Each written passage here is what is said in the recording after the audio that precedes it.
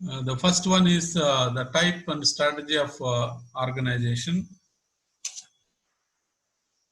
The type of organization is an important consideration because it determines the production process involved in that, number of number and type of staff needed, and the supervisory and managerial personnel required.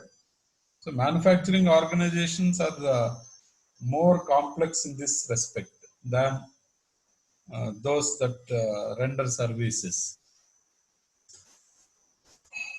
So type and strategy in the sense that if in manufacturing organizations you can see many types of activities and people at different levels when compared to service sector organizations. So the strategic plan of the organization defines the organization's HR needs. For example, a strategy of organic growth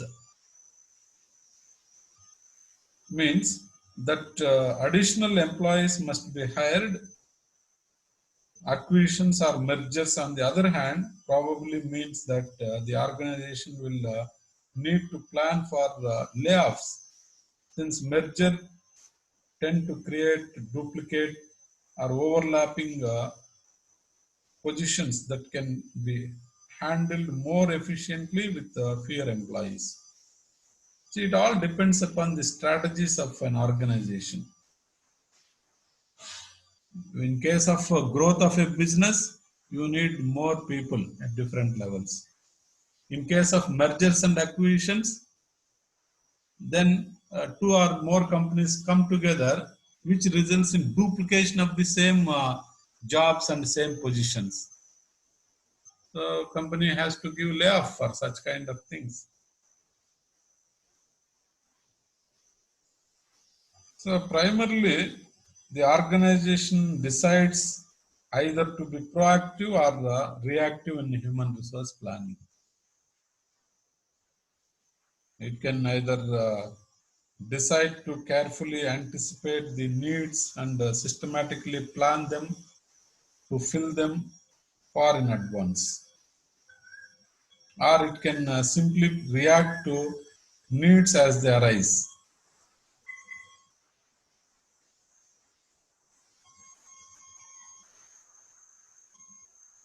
So otherwise, this overlapping of positions that can be handled more efficiently with fewer employees.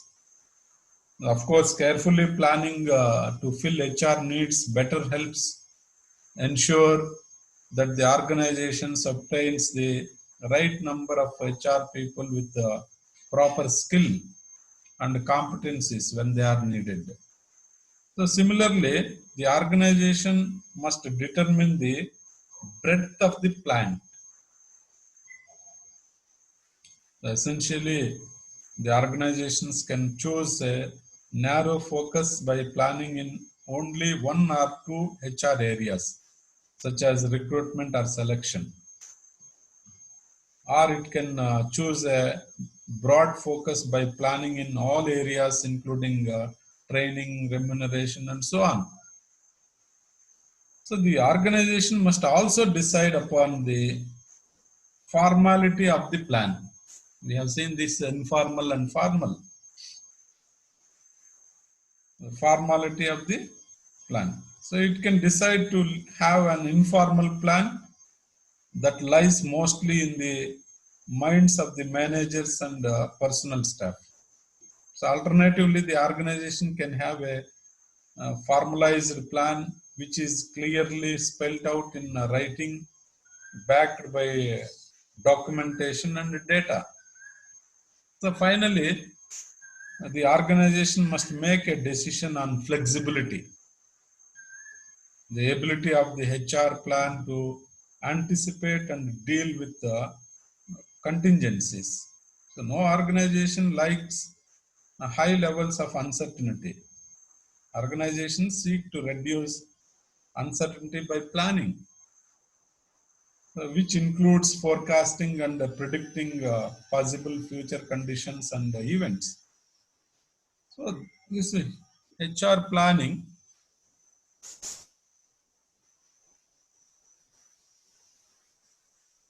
can contain many contingencies which reflect different scenarios, thereby assuring that the plan is flexible and adaptable. So this way, all these factors would determine and affect, influence this human resource planning.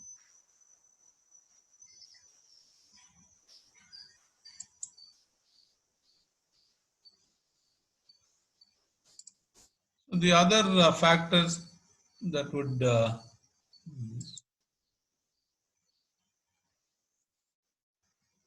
affect human resource planning is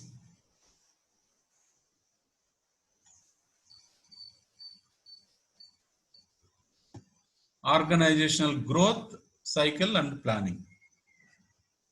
So embryonic stage, growth stage, maturity stage, declining stage. So any organization has this stages in its lifetime, life cycle of the organization. So the stage of an organization's growth can have considerable influence on human resource planning. Small organizations in the embryonic stage may not have personal planning. There's no personal planning, you see, at this stage. Need for planning is felt when the organization enters the growth stage. HR forecasting becomes essential. Internal development of people also begins to receive attention in order to keep up with the growth. So a mature organization, that is the third stage of life cycle. So a mature organization experiences less flexibility and variability. Growth slows down. The workforce becomes old as few younger people are hired. Planning becomes more formalized and less flexible and innovative. So issues like retirement and possible retrenchment dominate planning. And in the final stage, declining stage, so in the declining stage, HRP takes a different focus. Planning is done for layoff, retrenchment, and retirement. So since decisions are often made after serious financial and sales shocks are experienced by the organization, planning is often reactive in nature. The third one is environmental uncertainties.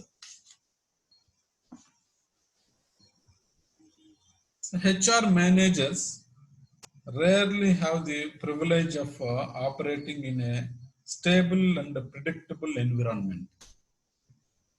Political, social, and economic changes affect all organizations. Personal planners deal with environmental uncertainties by carefully formulating recruitment, selection, and training and development policies and programs. So balancing mechanisms are built into the HRM program through succession planning, promotion channels, layoffs, flexi times, job sharing, retirements, VRS, voluntary retirement schemes, and other personal related arrangements.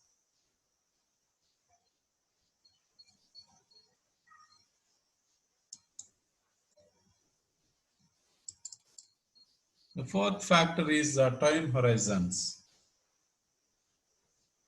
short term, long term plans. So, yet another major factor affecting this human resource planning is the time horizon. On one hand, there are short term plans, spanning 6 months to 1 year. And on the other hand, there are long-term plans which spread over 3 to 20 years. So the exact time span, however, depends on the degree of uncertainty prevailing in an organization's environment. So plan for companies operating in an unstable environment, computers, for example, must be for a short period. Plans for others where environment is fairly stable, for example, a university plan, may be long term. So in general, the greater the uncertainty, the shorter the plans time horizon, and vice versa. The lesser the uncertainty, the longer the plans time horizon. So these are the time horizons also influence affect this human resource planning. The other one is type and quality of forecasting information. So the information used to forecast personal needs originates from a multitude of sources. A major issue in personal planning is the type of information which should be used in making forecasts. Closely related to the type of information is quality of data used. The quality and accuracy of information listed that has been gathered upon clarity with which organizational decision makers have defined their strategy, organizational structure, budgets, production schedules, and so forth. So in addition, the HR department must maintain well-developed job analysis information and HR information systems that provide accurate and timely data. So generally speaking, organizations operating in stable environments are in a better position to obtain comprehensive, timely, and accurate information because of longer planning horizons, clearer definition of strategy and objectives, and fewer disruptions. Then the other factor is nature of jobs being filled. So in an organizations, you can find several types of jobs and nature differs. So personal planners must consider the nature of jobs being filled in the organizations. Job vacancies arise because of separations, promotions, and expansion strategies. So it is easy to employ shop floor workers, but a lot of sourcing is necessary for hiring managerial personnel. Therefore, it is necessary for the personnel department, that is HR department, to anticipate vacancies as far in advance as possible to provide sufficient lead time to ensure that stable or suitable candidates are recruited. Then the offloading the work is nothing but outsourcing. When you are offloading the work means you are entrusting that work to somebody else. That's outsourcing.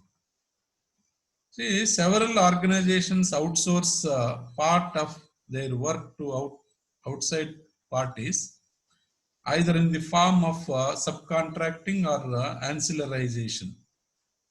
Ancillarization is where small companies support the big company, supplying some required things, parts of the finished product, like that.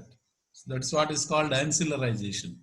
So big companies purchase the material or any other parts that they use in their product from small companies. That is called ancillarization. ancillary companies, we say that. So they make some products and sell it to the big company. So outsourcing is a regular feature both in the public sector as well as in the private sector. So most organizations have surplus labor and they do not want to worsen the problem by hiring more people. Hence, the need for offloading.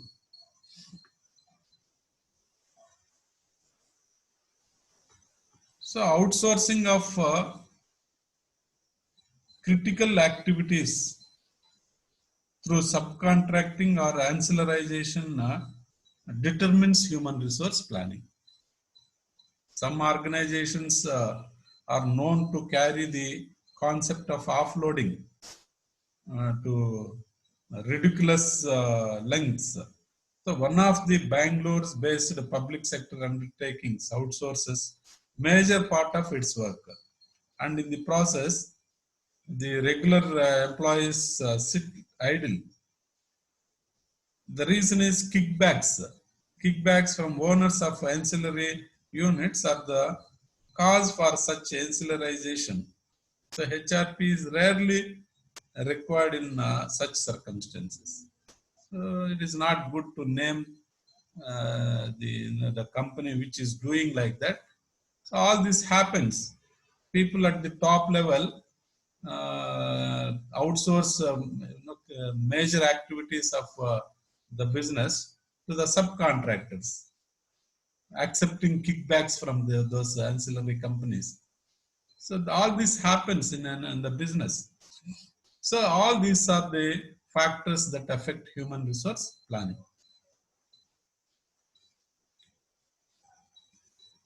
So now it is 9:30. So we can stop with this. We'll